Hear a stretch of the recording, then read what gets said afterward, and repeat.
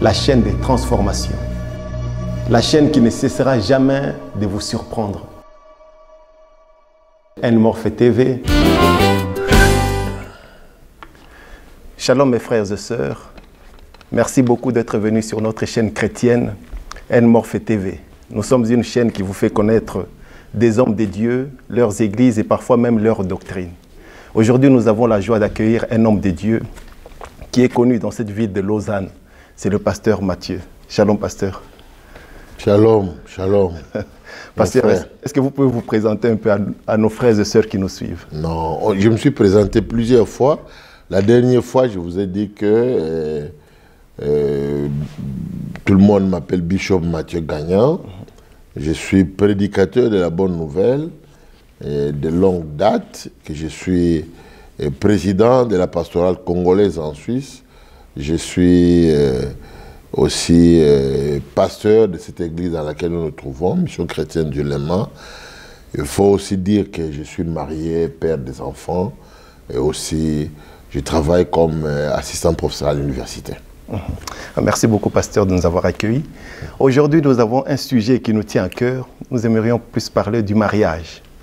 Et la première question que j'ai à vous poser, est-ce que la cérémonie du mariage qu'on voit dans les églises, par exemple,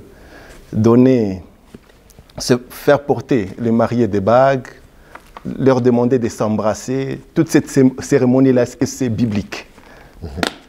Merci beaucoup. Je voudrais d'abord saluer tous les internautes, tous les téléspectateurs de N-Morphe TV, la chaîne vraiment de la vie et de la transformation. Merci beaucoup de nous suivre à propos de ces sujets qui préoccupent le monde. Mais j'aurais d'abord voulu commencer par le commencement, mais ma foi, on va brasser les choses telles que vous le demandez sur la cérémonie du mariage. Ouais. La Bible, il est dit d'abord dans les Saintes Écritures que si on pouvait écrire tout ce qui concerne Jésus dans la Bible, les livres même ne pouvaient pas les contenir. Donc la Bible, c'est comme un condensé sur les doctrines, sur les choses essentielles qu'en tant que chrétiens, nous devons recevoir afin que, dirigés par le Saint-Esprit, nous puissions mener notre vie comme étant des chrétiens. Et si vous remarquez très bien, la Bible, surtout le Nouveau Testament, n'enseigne pas, par exemple, comment il faut faire des prières, comment il faut faire de telles choses, ou bien on dit tout simplement, par exemple, que Jésus avait chanté des cantiques. Quels étaient ces cantiques-là? On ne nous le dit pas. Donc, vous posez la question pour savoir si c'est biblique. Ben, le mariage est biblique. La prière, elle est biblique. Mais la cérémonie fait partie de l'organisation. C'est-à-dire que depuis le commencement, ça fait partie aussi de ce qu'on appelle les traditions. Les églises telles que nous les voyons aujourd'hui font partie d'une histoire, d'un parcours.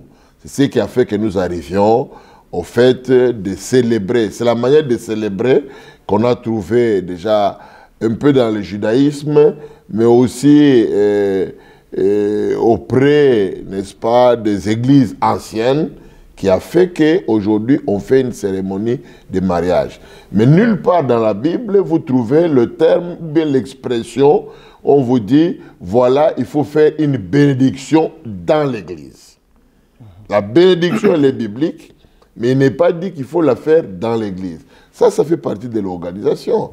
Je pense quand même que même vous-même, avant d'arriver ici, vous avez commencé, je vous ai dit, bon, comment tout de suite vous avez commencé par installer les caméras, installer, n'est-ce pas, les lumières, installer telle ou telle autre chose pour que les choses se passent bien.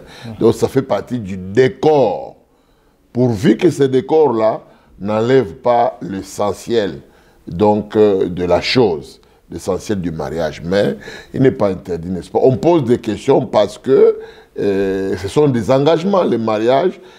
Par ces questions, on montre aux personnes qui se marient d'abord que le mariage, c'est un engagement.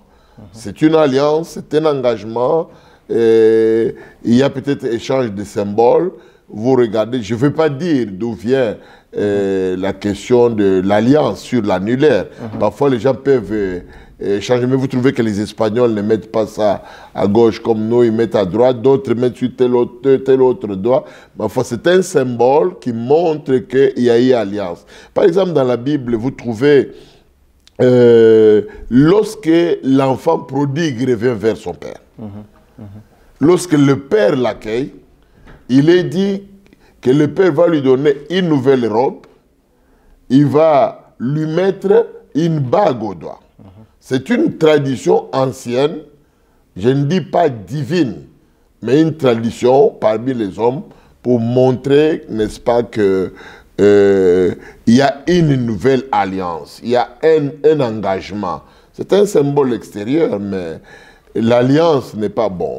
De temps à autre, parfois, ça me coince là au doigt. Mais l'alliance, ça, c'est pas ça le mariage. C'est un symbole extérieur pour montrer que je suis un homme marié. C'est pas ça le mariage. Donc, la question de la cérémonie ou bien des embrassades, on aimerait bien encourager les nouveaux mariés. Le baiser des mariés, c'est typique pour montrer que bon, c'est une joie, ils se saluent. Mais ils se saluent vraiment d'une manière amoureuse. Ce qu'ils vont faire là-bas en cachette là-bas, on aimerait qu'ils... Peut-être qu'ils n'ont pas. C'est conçu comme si ces gens-là ne s'étaient jamais embrassés. Et pour la première fois après la bénédiction, ils s'embrassent. Malheureusement, dans ces temps-ci, vous savez très bien que les jeunes frères ou les jeunes filles ou les jeunes sœurs, des fois, ils ont déjà triché un tout petit peu avant. Voilà, c'est ça. Donc, il ne faut pas vraiment vous poser la question si la bénédiction du mariage, la cérémonie elle est biblique. On ne peut pas poser la question en ces termes-là. Dieu ne nous dit pas de tout faire. Dieu ne vient pas nous enseigner tel chant qu'il faut chanter à tel moment. Ça fait partie. Dieu nous a laissé les choses essentielles. Maintenant, nous, selon aussi notre ressenti, notre manière de faire, notre goût, nous faisons les choses pourvu que nous ne puissions pas casser, n'est-ce pas, les fondements du mariage. Tout à fait. Mais pasteur, j'ai voulu commencer par la cérémonie, parce que pour le mariage, maintenant, on trouve qu'il y a presque trois sortes de mariage. Il y a le mariage civil, le mariage coutumier, les mariages religieux. Mais est-ce que, parmi les trois, quelle définition vous donneriez au mariage, au terme mariage? C'est quoi en fait? Moi, je voudrais d'abord commencer par définir ou bien expliquer le contexte de mariage. Tout à fait, voilà. Très important. Avant d'arriver à ces trois manières de faire, historiquement, je voudrais peut-être les classifier aussi. Tout à fait. La première des choses, d'abord, c'est le fait que le mariage, c'est une institution divine. Quand nous lisons la Bible, vous trouvez, n'est-ce pas, dans le livre de Genèse, au chapitre 1er. À partir du verset 26, Dieu dit, faisons l'homme à notre image. Mais créons l'homme plutôt à notre image. Mais lorsque Dieu crée l'homme, il est dit au verset, je crois, 27 ou 28, qu'il le créa mâle et femelle, ou bien homme et femme. Mais selon les textes originaux, c'est mâle et femelle. Donc, l'homme que Dieu a créé, il était mâle et femelle. Ça montre que dans la création de Dieu, dans la pensée de Dieu, et les hommes comme masculins, et les femmes sont tous l'homme qui a été créé par Dieu. Et pour que cet homme-là soit complet, il faut que, n'est-ce pas, Bottin rencontre ta femme, comment elle s'appelle encore? Karine. Luisette. Luisette, voilà. Qui rencontre Luisette. Donc c'est là ce qui fait l'homme complet. L'image de Dieu, c'est que l'humanité, c'est et les hommes et les femmes. C'est ça ce qui fait l'homme complet. Alors ça c'est déjà au chapitre 1er. C'est pourquoi d'ailleurs on dit 1 plus 1 égale 1. Ça veut dire que l'homme et la femme deviennent un seul être qui est un seul homme, ou bien l'humain. Alors, deuxième élément, au chapitre 2, vous trouvez, n'est-ce pas, la formation de l'homme et de la femme, comment Dieu va former l'homme de la poussière de la terre, ensuite il va tirer la côte, ainsi de suite par rapport à la femme. Et la Bible va dire plus loin, c'est pourquoi l'homme quittera son père et sa mère. Un des pasteurs de votre mouvement de la foi m'avait demandé, mais qui était le père d'Adam? Pour que Adam puisse quitter son père. Vous voyez que le vrai mariage, n'est-ce pas, c'est en Christ. C'est en Jésus-Christ. Alors, l'homme doit quitter pour aller rencontrer sa femme. Et l'homme et la femme se rencontrent pour redevenir comment Dieu les avait créés à l'origine. Pour faire cet humain-là, qui peut être productif, qui peut être reproductif et qui peut être aussi créateur. Tu ne peux pas voir... aujourd'hui, il y a beaucoup de mouvements, je ne vais pas entrer dans ce débat-là, mais on ne peut pas avoir la continuité de l'humanité si toi et ta femme, vous ne vous unissez pas. Donc, c'est l'idée, c'est ça. Le mariage, premièrement, c'est une institution divine. Maintenant, il ne faut pas oublier que les humains ont évolué dans le monde avec beaucoup d'événements, beaucoup de choses qui font l'histoire même des hommes. Et selon, normalement, en Israël, c'est le rabbin qui bénissait le mariage. Je crois jusqu'à aujourd'hui même. Dans certains pays comme les États-Unis, c'est les pasteurs ou les prêtres qui célèbrent les mariages. Et quand ils vous donnent les certificats, vous prenez ces certificats-là, vous allez avec à la mairie et la mairie enregistre. Mais contrairement, du point de vue, vous savez qu'ici en Europe, il y a eu, surtout en Europe occidentale, il y a eu ce qu'on a appelé la sécularisation. C'est-à-dire à un certain moment, l'État a vu qu'il y avait déjà conflit avec les religions. Et la société a évolué de sorte à ce que on a voulu séparer la sphère religieuse ou bien les choses de la foi avec, n'est-ce pas, les choses sociales. Parce que les religions commençaient à créer des conflits. Je ne vais pas entrer dans cette histoire-là. Ce qu'on appelle la sécularisation. C'est-à-dire que certains domaines que l'Église contrôlait ont été rendus à l'État. Il y a eu séparation entre l'État et l'Église. C'est ce qui fait que l'État a commencé à célébrer maintenant les mariages. Comme l'État commence à célébrer les mariages, donc, par exemple, ici en Suisse, comme en France, comme en Belgique, c'est l'État qui célèbre les mariages. Et l'Église, maintenant, a gardé son rôle de divin, c'est-à-dire de bénir le mariage. Maintenant, il y a ce que tu as posé comme question, de savoir le mariage qu'on appelle coutumier. Mais normalement, c'est le mariage familial.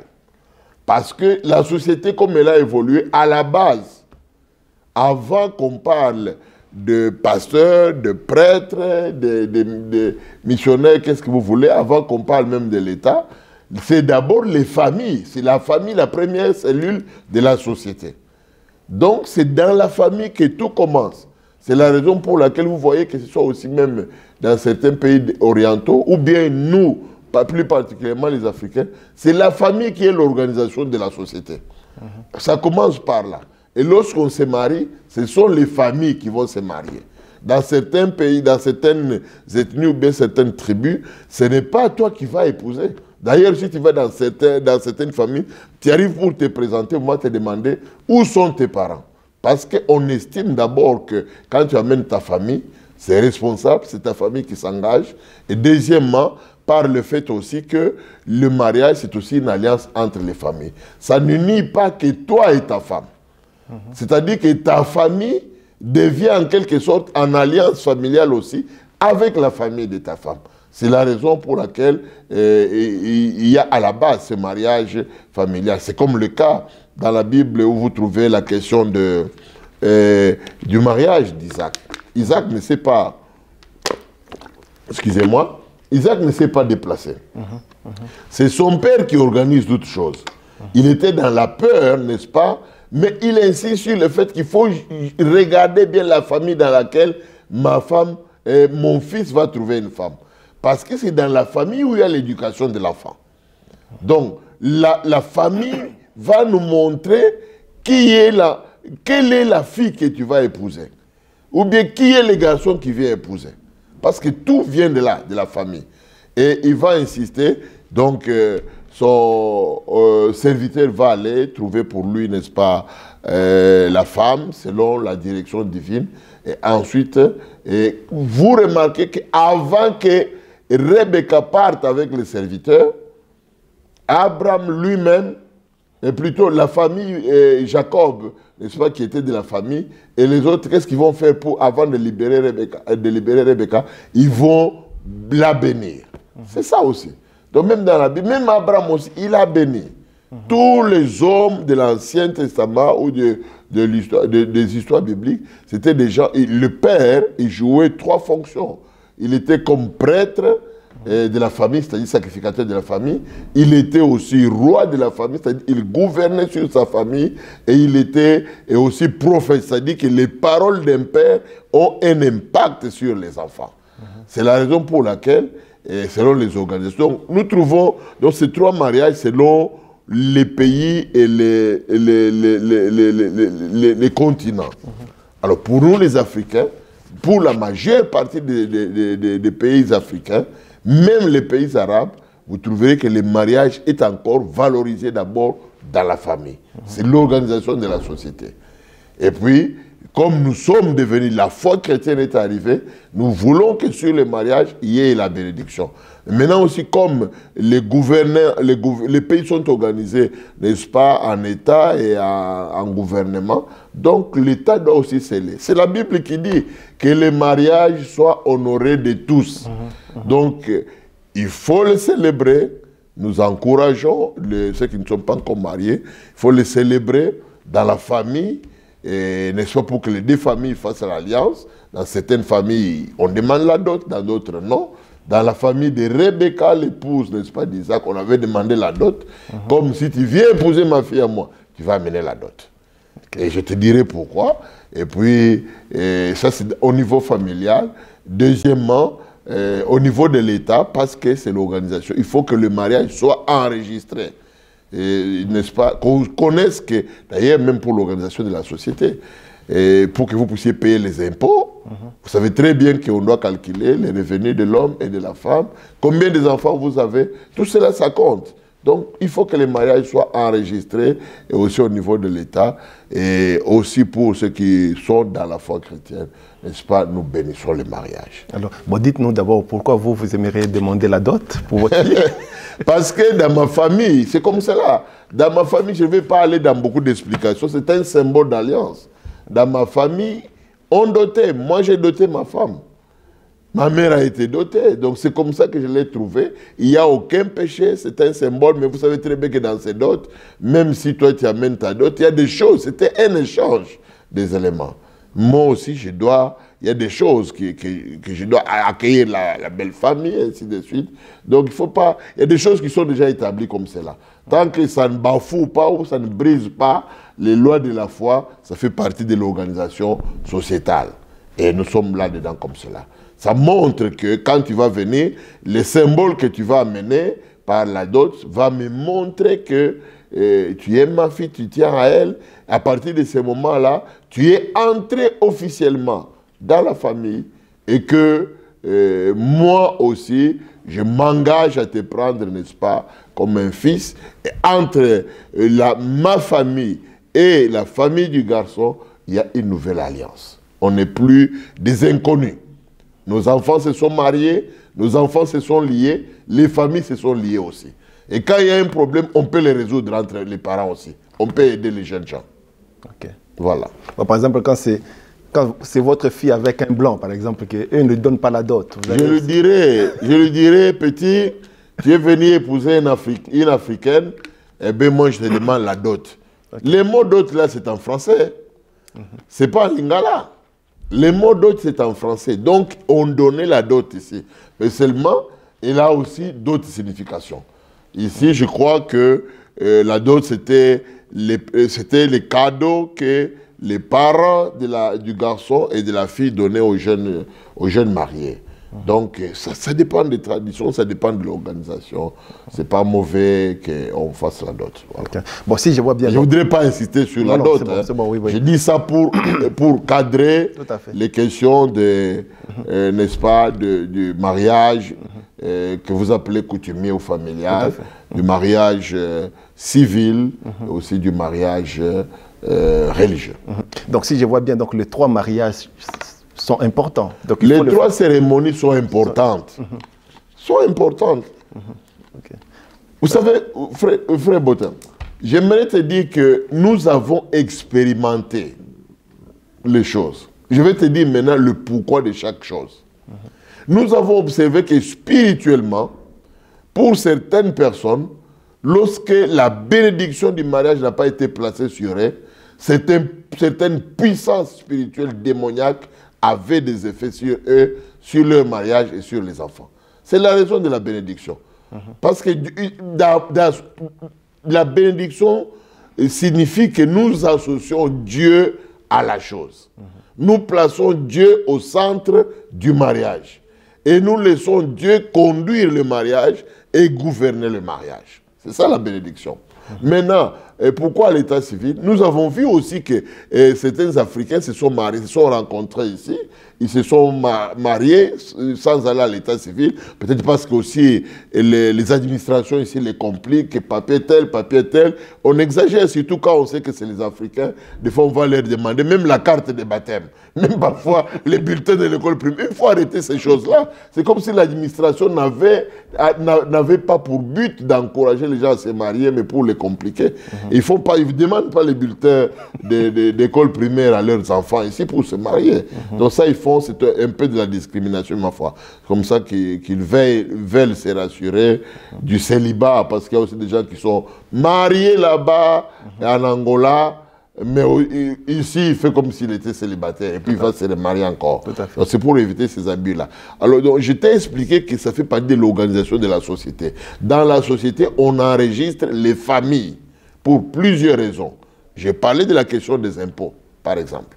Donc, celui qui gagne 10 000 francs en tant que célibataire tout seul, il ne doit pas payer le même montant que celui qui gagne 10 000 francs, qui est marié, qui a des enfants à sa charge, ou bien qui a une femme à sa charge. Donc, on doit quand même travailler cet équilibre-là. Donc, et l'État est celui qui gère toutes ces questions-là. Et l'État doit aussi enregistrer les gens qui sont mariés. Parce que les sociétés ont évolué, ont quitté de l'État, n'est-ce pas, uniquement familial et coutumier, pour aller vers l'État où l'administration civile est organisée. C'est à cause de cela que maintenant les mariages doivent être enregistrés. Chez nous en Afrique, vous savez très bien que dans bien des situations, les gens sont mariés coutumièrement, ils ne sont même pas là à l'état civil. Et ce n'est pas un problème. Maintenant, actuellement, on essaie de faire un effort pour que tout le monde, après le mariage coutumier, qu'il puisse faire enregistrer cela à la mairie.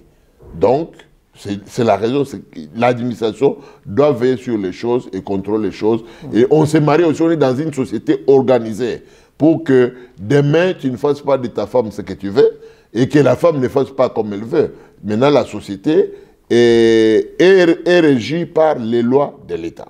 C'est la raison. Et comme je disais, j'ai déjà parlé, la bénédiction, c'est d'associer Dieu. Voilà, les 3 mariages sont importants.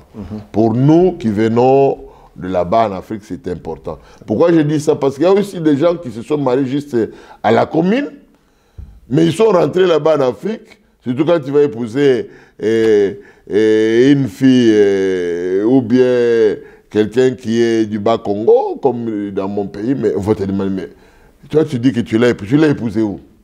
Nous n'avons jamais pris, ne fût-ce même pas une petite boisson pour montrer que vous vous êtes mariés. C'est bien, ça ne vous embête en rien. C'est bien d'être en règle sur toutes les 3 dimensions.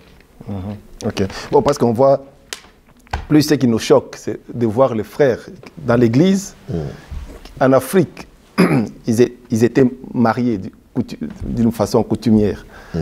Avec sa femme, il avait même eu un enfant. Mais le frère est venu ici, après quelques années, il s'est marié ici, il oublie la femme en Afrique. Il dit que non, on n'était pas mariés parce qu'on n'a jamais fait le mariage à l'église. La première des choses, il faut lui retirer ce titre-là de frère. Ça, c'est un faux frère. Parce qu'un frère dans la foi chrétienne ne peut pas faire ça.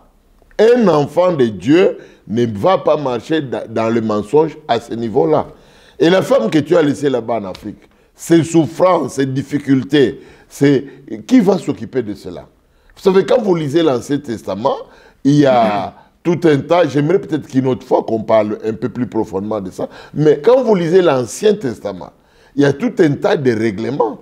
Quand tu as touché à la fille de quelqu'un, tu es obligé de l'épouser. Dans l'Ancien Testament, dans la loi de Moïse, quand tu as ne fils que pris, quand tu es sorti avec une fille, je ne parle pas seulement tu l'as engrossé, parce qu'en Afrique, des fois, c'est quand tu as engrossé, on vient te la déposer à la maison. Mais là, c'est quand tu es seulement sorti avec elle. Tu es obligé de l'épouser, ou bien de payer des amendes. Donc, il n'est pas normal que tu épouses une femme au niveau de sa famille en Afrique, que tu viennes en Europe, tu te dises que tu n'es pas marié. Et peut-être pour l'intérêt des papiers, pour toutes ces choses-là. C'est pour cela que beaucoup sont bloqués maintenant. Maintenant, il a épousé une femme ici, rentre maintenant en Côte d'Ivoire. Parce que quand tu veux rentrer en Côte d'Ivoire, ben, on va te trouver là-bas, ta femme là-bas t'attend avec l'enfant. J'ai trouvé un jeune ici, vous savez, en tant que passé, on a cette expérience-là.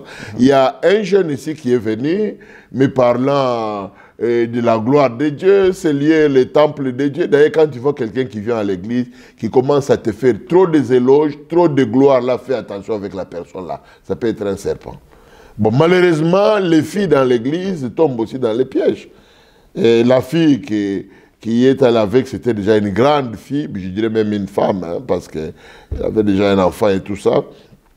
Elle n'était pas africaine, mais elle était comme un peu à l'assaut de l'amour. Il cherchait quelqu'un, moi je ne savais pas. Pendant que ce gars priait, tout ça, a séduit la fille, puis voilà qu'ils se sont organisés. Le même gars qui était venu en arrivant à l'église, parce que quand tu arrives à l'église, moi en tant que pasteur, je dois te connaître. C'est la Bible qui dit, je connais mes brebis et mes brebis me connaissent. Alors je lui ai posé des questions, il a dit, papa, j'ai une femme. Même si je ne me suis pas marié avec elle à l'état civil, c'est quand même une alliance. C'est lui-même qui dit, j'ai avec elle 2 enfants. Voilà que maintenant, après, il change de langage. Parce que comme il était sans papier, il avait besoin de trouver les papiers derrière cette fille-là. Et puis, comme conséquence, vous savez comment ça se passe, ils ont fui l'église. Pourquoi ils ont fui? Parce qu'ils savent que dans l'église, les choses comme ça ne marchent pas. Tu ne peux pas, en tant que frère dans la foi, un enfant de Dieu, être marié, soit en Afrique, tu viens ici, tu te fais célibataire, ou tu es marié en Europe, tu vas en Afrique, tu te fais célibataire. Parce que là, tu parles que des gens qui vont quitter l'Afrique. Il y a beaucoup aussi ici qui vont là-bas, qui se font célibataires. Nous sommes en conflit avec ma femme, ma vieille femme blanche, qui raconte des histoires, et patati patata, tout simplement pour tomber dans le péché. C'est pourquoi j'ai dit, tu ne peux pas donner à de telles personnes le titre de frère en Christ. Il faut les retirer ça. Ce sont, n'est-ce pas, les païens. Ils sont encore conduits par la puissance du prince des ténèbres. Et ils ont encore, leurs pensées sont obscurcies par les intérêts de la chair, par les intérêts, n'est-ce pas, du monde. Donc, on ne peut pas les appeler ni frères, ni sœurs en Christ.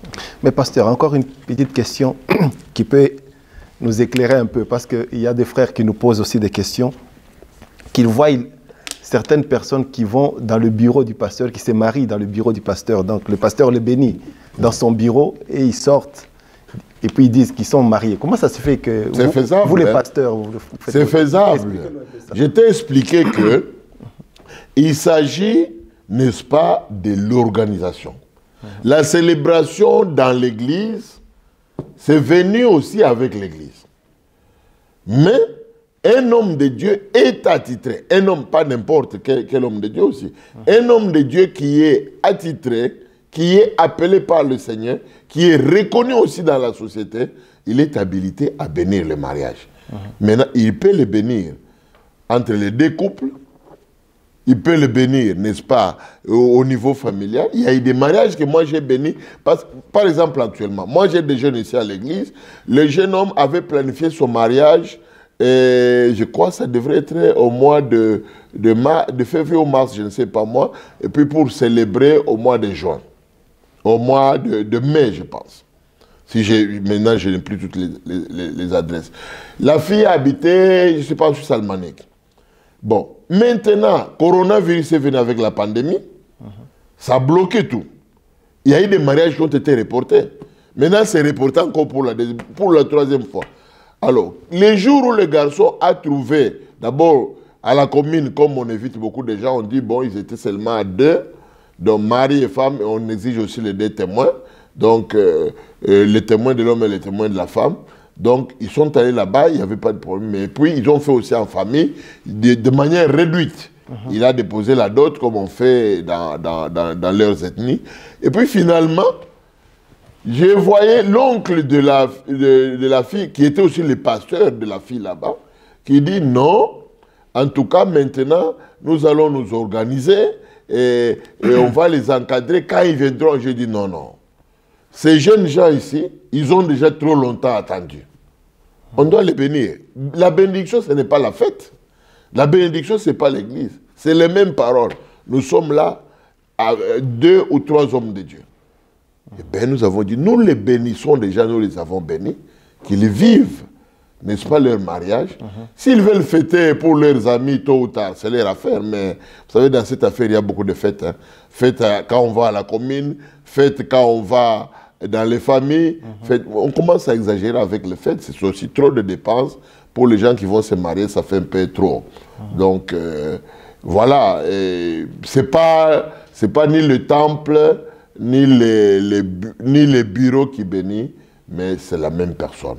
C'est la raison pour laquelle, quand vous regardez dans certains films aux États-Unis, ou bien au Canada, ou dans d'autres pays anglophones, vous remarquez que les gens, n'est-ce pas, ils peuvent aller au bord de la mer, ou bien au bord du lac, ou quelque part, un endroit plaisant, ils appellent les ministres de Dieu pour les bénir et célébrer le mariage. Ce qui compte, c'est l'acte qu'ils posent devant un mandaté. Alors mes frères et sœurs, nous allons vous passer une petite page de publicité et puis on se retrouve juste après. Merci, à bientôt. Sometimes people say some things out of jealousy. I'm gonna keep on doing me. Shining like the sun. Keep shining like the sun.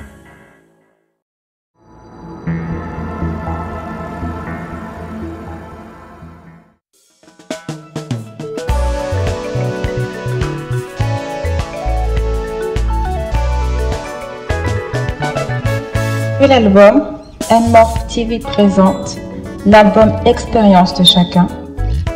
Pasteur Botin Ndala. L'album Expérience de chacun. Expérience de chacun. L'album est déjà disponible sur toutes les plateformes de téléchargement gratuit. Tapez sur YouTube Pasteur Botin Ndala. Vous trouverez des titres comme Fils de l'homme,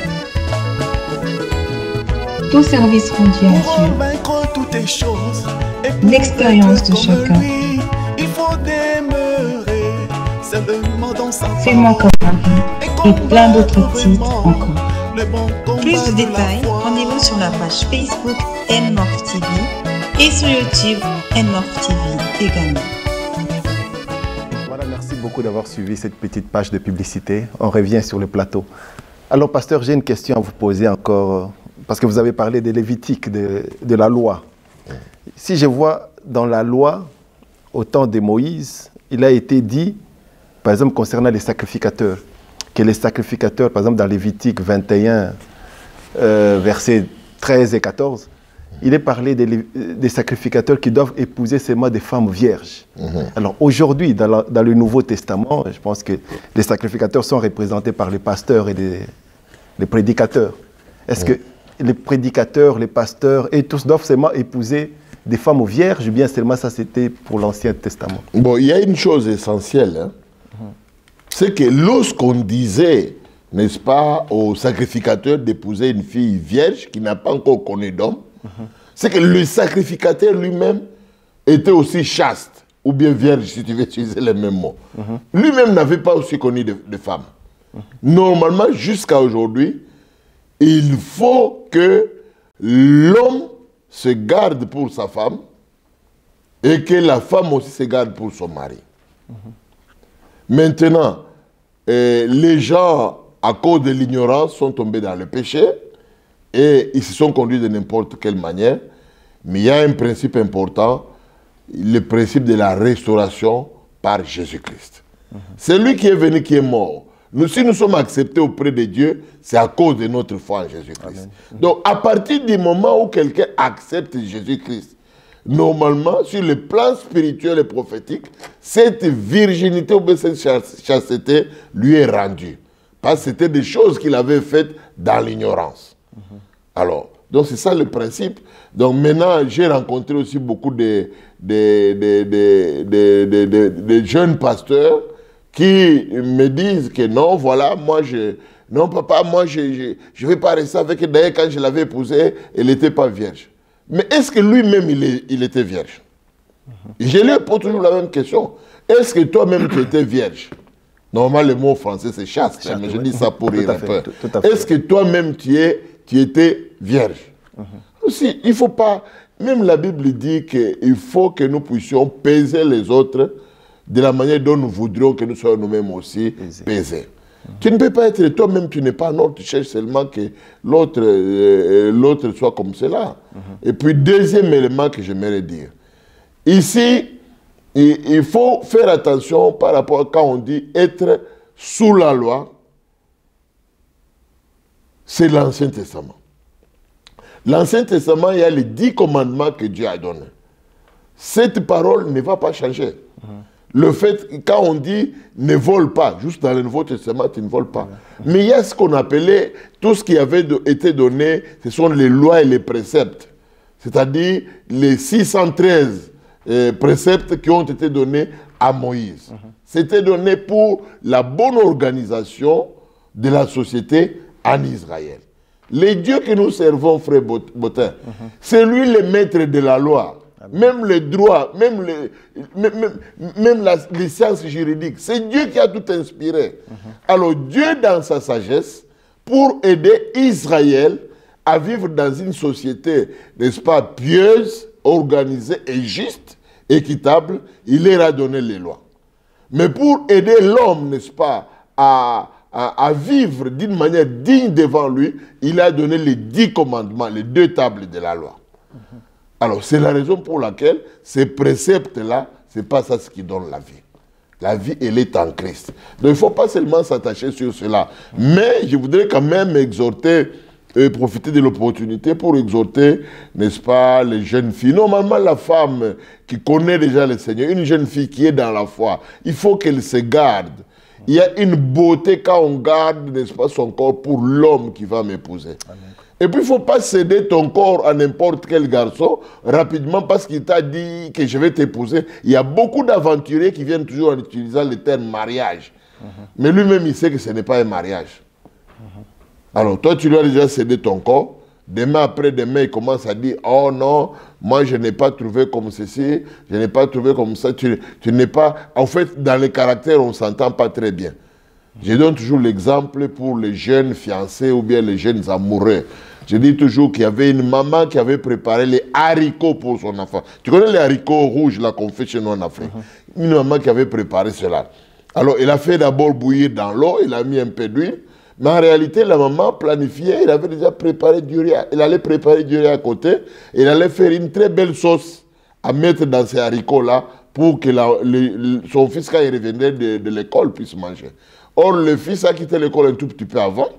Quand il arrive, il trouve les haricots là, maman n'est pas là. Ah, midi, ça fait loin. Petit à petit, il commence à prendre un peu d'haricots et il met dans sa bouche. Il prend un peu, il met dans sa bouche. Et l'huile qu'il était en train de manger là, lui a fait une atmosphère bizarre.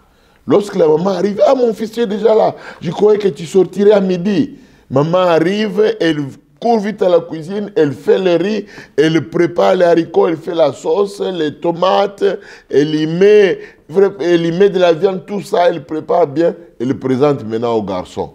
Mon fils, passe à table, va manger. Ah, excuse-moi de t'avoir laissé affamé, je croyais que tu allais sortir seulement à midi. Maintenant, le gars est devant la table, au lieu de manger, il n'arrive pas à manger. Pourquoi? Parce que lui, là, a déjà même détruit toute la faim qui était en lui. Pourquoi? Parce qu'il ne faut pas aller... chaque chose a son temps. Il y a un temps, n'est-ce pas, pour prendre et jouir de ta femme. Tu ne peux pas... Quand elle n'est pas encore ta femme, elle n'est pas ta femme.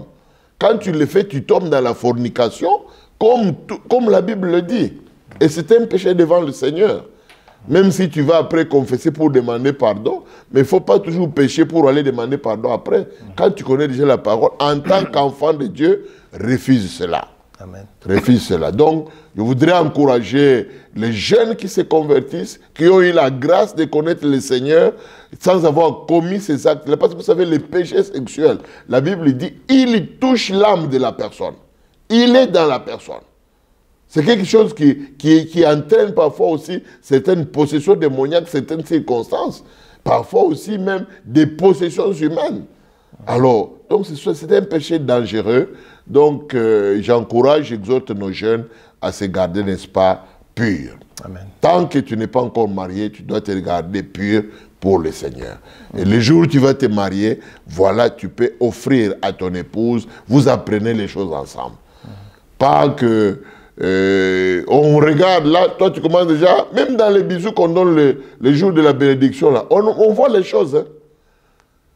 Toi, tu vois que quelqu'un qui n'a jamais connu un homme, mais la manière dont il embrasse, oh là là, 5 minutes, les gens applaudissent tout ça. Mais nous, en tant que pasteurs, on se pose des fois la question, ah, où est-ce qu'il a appris tout ça?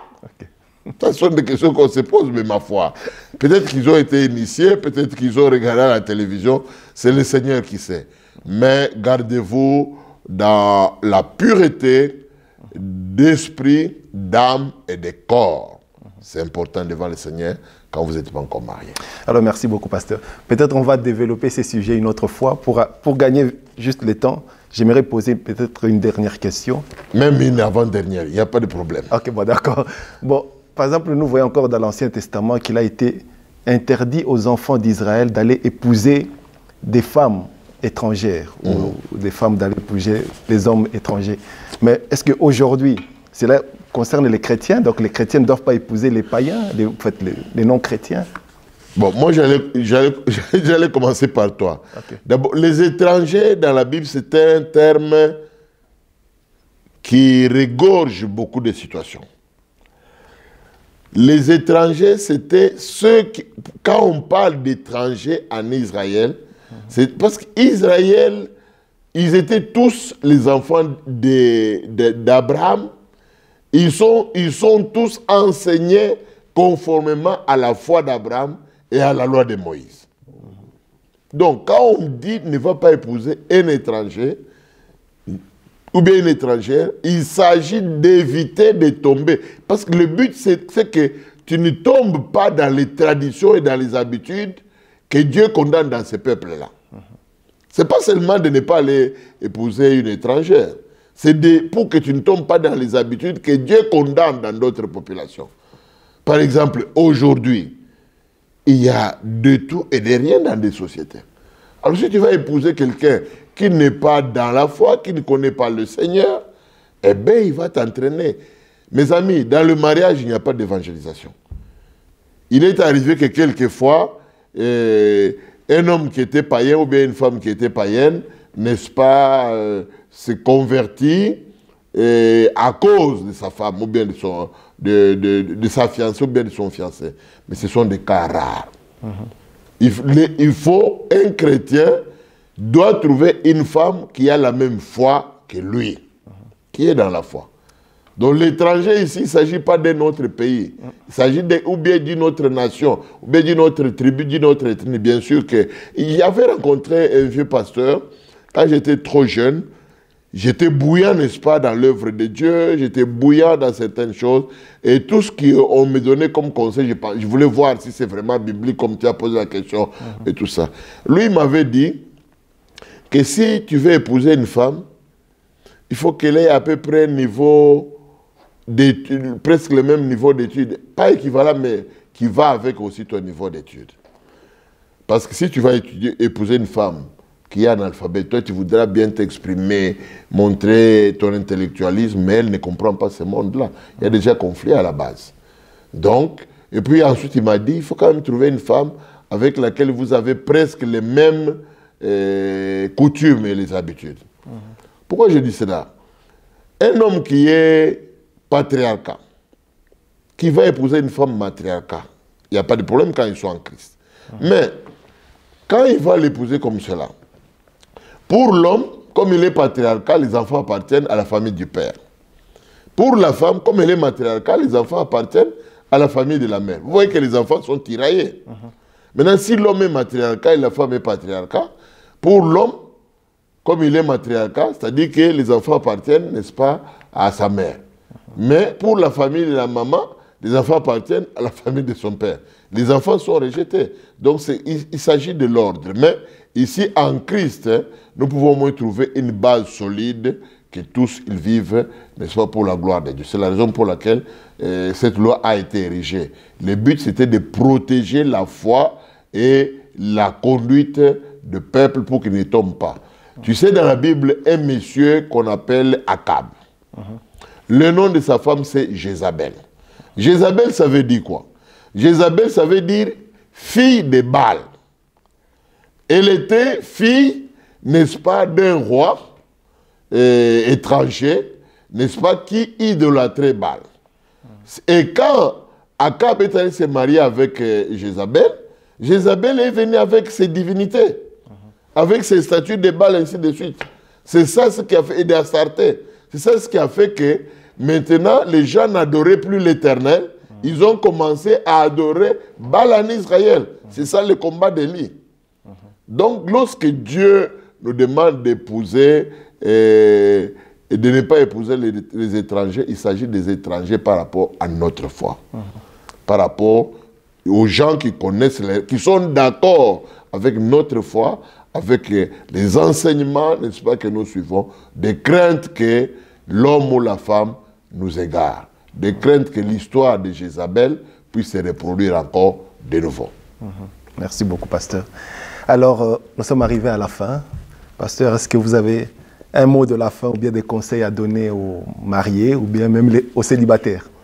Bon, d'abord, je voudrais dire à quiconque, n'est-ce pas, a suivi cette émission, je voudrais dire que Dieu vous aime.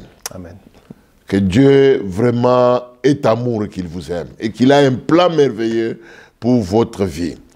Et que quand Dieu s'est manifesté, il est venu auprès de nous par Jésus-Christ, son Fils, qui est mort, n'est-ce pas, pour le péché de tous les hommes. Amen. Si vous voulez trouver d'abord la paix avec Dieu et avoir une vie abondante, réjouissante, satisfaisante en Christ, ben, je vous invite à croire en Jésus-Christ. Le but, nous pourrions parler de toutes choses, mais si vous n'avez pas Jésus en vous, vous êtes perdu.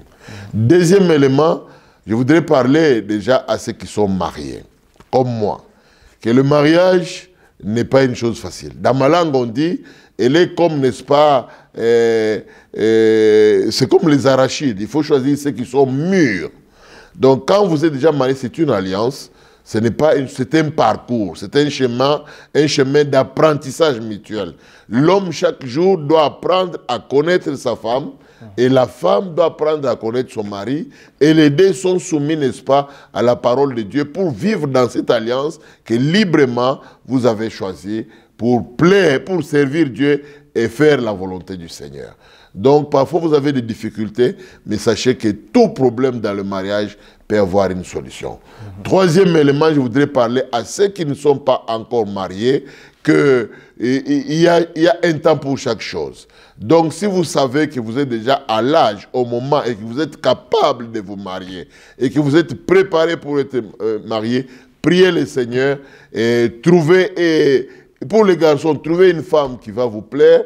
Pour l'homme, pour les filles, n'est-ce pas, je prie que vous puissiez trouver aussi, n'est-ce pas, le garçon qui va vous plaire et qui va aussi vous prendre, n'est-ce pas, en charge et que vous puissiez avancer ensemble. Mais faites-les dans l'ordre de la société, conformément à nous qui sommes chrétiens. Si dans vos traditions, on se marie dans les familles, mariez-vous, faites de l'ordre dans la famille pour que vos familles ne soient pas contre votre vie de couple. Deuxièmement, allez, n'est-ce pas, devant la société est organisée aujourd'hui avec les gouvernements, ce que nous appelons l'état civil, et que allez vous enregistrer et vous marier à l'état civil et faites-vous bénir par les hommes de Dieu ou bien l'Église. Que le Seigneur vous bénisse. Le mariage, c'est vraiment un bonheur. C'est un grand bonheur que d'être marié. J'encourage les célibataires à trouver quelqu'un et que j'encourage les mariés à se lier au Seigneur pour aller de l'avant. Que Dieu vous bénisse. Merci. Merci beaucoup, pasteur. Nous sommes arrivés à la fin, mes frères et sœurs. Donc, vous avez vu, aujourd'hui, nous avons voulu juste traiter les sujets du mariage, mais prochainement, peut-être, nous traiterons le sujet du divorce. Mais nous nous arrêtons là pour aujourd'hui, et Dieu voulant, à la prochaine. Que le Seigneur vous bénisse. Au revoir. La chaîne des transformations. La chaîne qui ne cessera jamais de vous surprendre. Morphe TV.